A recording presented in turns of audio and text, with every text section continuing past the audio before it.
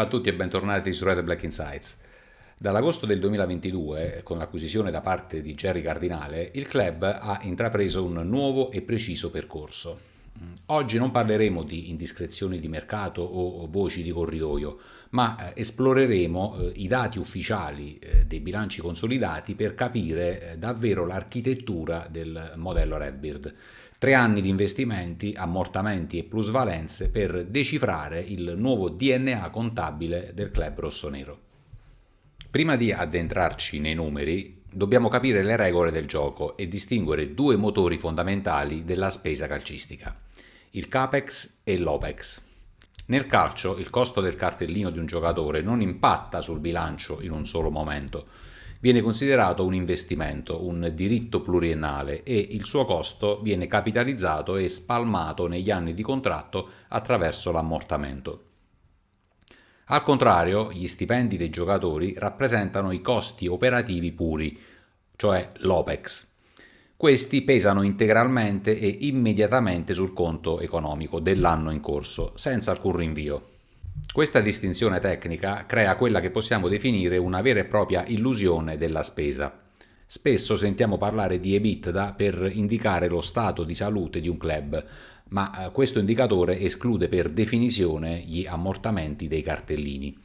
Quindi, se si spendono 100 milioni sul mercato senza fare debito, l'EBITDA rimane pulito.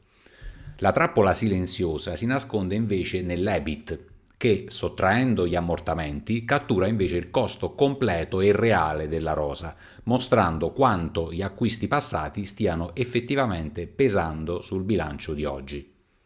Osservando l'evoluzione del triennio di Redbird, notiamo una marcata metamorfosi.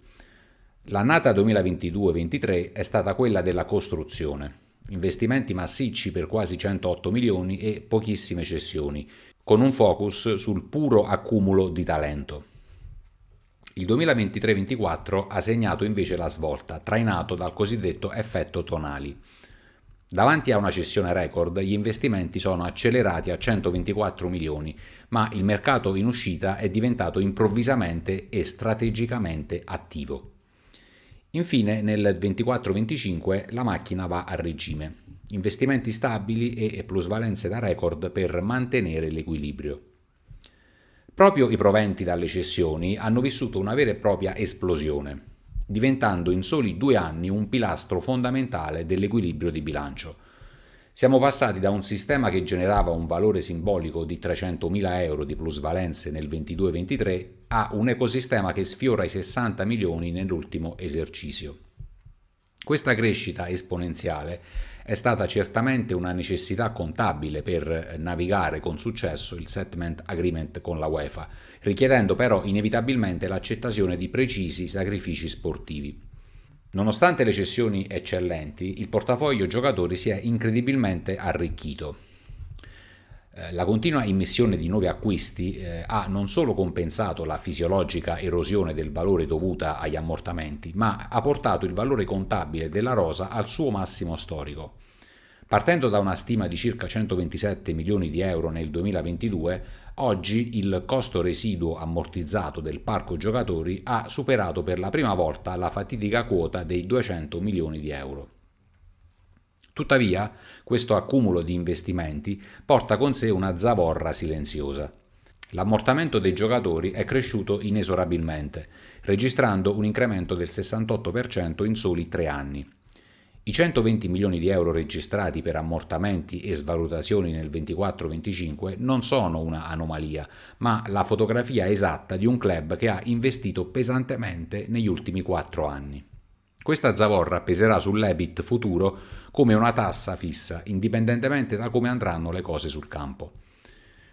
Se pensiamo che il mercato trasferimenti sia la spesa principale, stiamo però guardando solo la punta dell'iceberg. Il vero prezzo della rosa è nascosto infatti sotto il livello dell'acqua.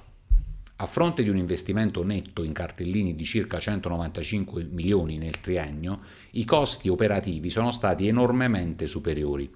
Il Milan ha speso oltre 551 milioni in stipendi del personale e ben 267 milioni in servizi, inclusi i costi per procuratori e agenti. Parliamo di oltre 819 milioni di euro di OPEX in 3 anni. Il contenimento della massa salariale è di fatto il vero motore per la stabilità del club. Tirando le somme, la sintesi esatta del portafoglio calciatori dal 30 giugno 23 al 30 giugno 25 ci consegna questi numeri. Investimenti lordi per oltre 357 milioni di euro. Il club ha dovuto assorbire ammortamenti per oltre 214 milioni e svalutazioni per 16 milioni. Ma il sistema ha retto perché il Milan è riuscito a generare proventi totali dalla gestione dei diritti per oltre 142 milioni, di cui quasi 104 costituiti da pura plusvalenza netta. Quello che emerge dai numeri è un vero e proprio modello equilibrista. La strategia di Redbird è un ciclo che si autoalimenta, molto simile a quanto fanno magistralmente altri club come Atalanta o Lipsia più in grande, ma applicato su scala globale. Si parte dallo scouting e dall'acquisto, si sviluppa il talento in rosa, si genera la plusvalenza tramite una cessione strategica e infine si reinveste per coprire i costi operativi. C'è però un chiaro punto di rottura. Questo modello infatti richiede una capacità infallibile di scoprire nuovi talenti. Una singola stagione di mercato sbagliata può spezzare questo circolo virtuoso e rendere la zavorra degli ammortamenti improvvisamente insostenibile. Il verdetto finale sui conti è abbastanza chiaro. Il Milan di Redbird ha operato finora con una chirurgica precisione contabile, indispensabile per uscire dal settlement agreement. La transizione da un modello che assorbiva molta cassa a un ecosistema basato sul player trading e sulla valorizzazione dei talenti è ormai completa. La grande sfida del club per il futuro non è più prettamente finanziaria, ma puramente sportiva, cioè mantenere questo delicato equilibrio sulla corda senza mai smettere di vincere e restare altamente competitivi.